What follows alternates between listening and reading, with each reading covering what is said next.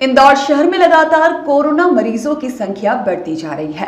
जनवरी से अभी तक इंदौर शहर में 88 केस सामने आए हैं, जिनमें 76 इंदौर के मामले हैं।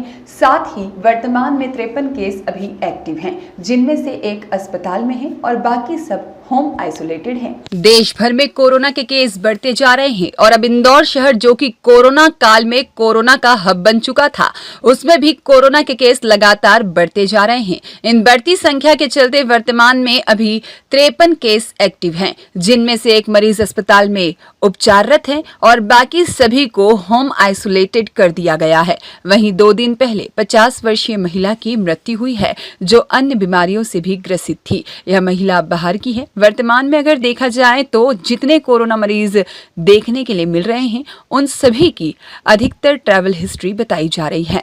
इनमें 5 साल से ऊपर के बच्चे भी शामिल हैं और महिलाओं और पुरुषों में भी लगभग समान संख्या का अंतर बताया जा रहा है।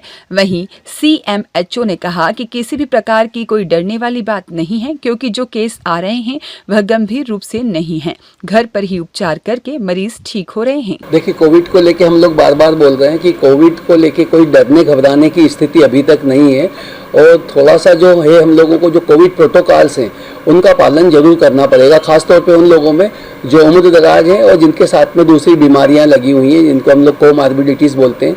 तो उम्रदराज लोग जिनमें डायबिटीज़ या ब्लड प्रेशर संबंधी या हार्ट की बीमारियां, पुरानी फेफड़े की बीमारियां रही हैं, अस्थमा है, इनको थोड़ा भीड़ भरी जगहों पर जाने से बचना चाहिए और यदि अति आवश्यक हो तो ये लोग मास्क का उपयोग करें।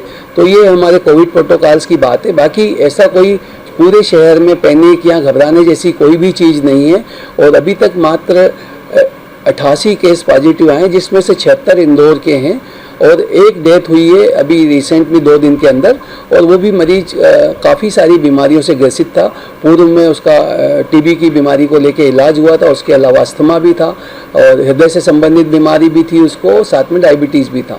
तो ऐसी कोई डरने सरी की कोई भी चीज़ नहीं, लेकिन हम लगातार अवेयरनेस चाहते हैं और लोग किसी भी तरह का घबरा के निर्णय लेने की बजाय जो कोविड के प्रोटोकॉल्स हैं, खासतौर पे जिनके साथ कुछ बीमारियां हैं या वृद्धजन हैं, उनको थोड़ा सा भीड़ भरी जगहों से जाने से बचना चाहिए। फिर वर्तमान में कितने एक्टिव केस हैं?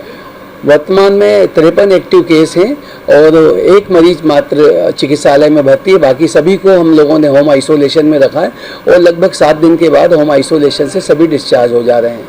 सर, जो ये 53 है, इसमें कितने एज के लोग हैं? फीमेल मेल के क्या है, बच्चे क्या हैं? देखिए, मैं बिल्कुल एक एज स्पेसिफिक बात नहीं कर पाऊंगा, लेकिन मैं आपको बताना चाहूँगा कि 5 साल से बड़े सभी लोग हैं और उसमें मेल और फीमेल का रेशो लगभग बराबर है।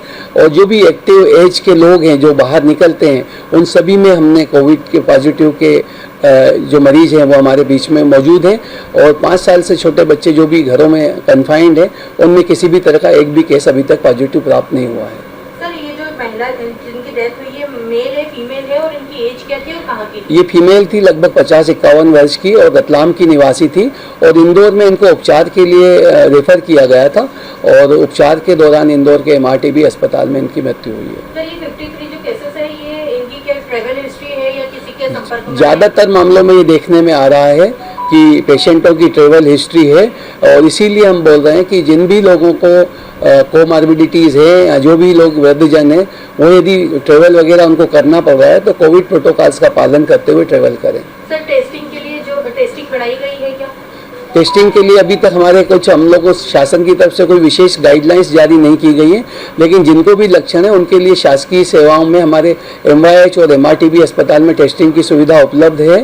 और इसके अलावा जो प्राइवेट निजी चिकित्सा संस्थान है, उन लोगों के अपने प्रोटोकॉल्स हैं, वो सर्जरी वगैरह के पहले कंपलसरी टेस्टिंग करते हैं। ब्यूरो रिपोर्ट, सत्याग्रह न्यूज़, मध्य प्रदेश।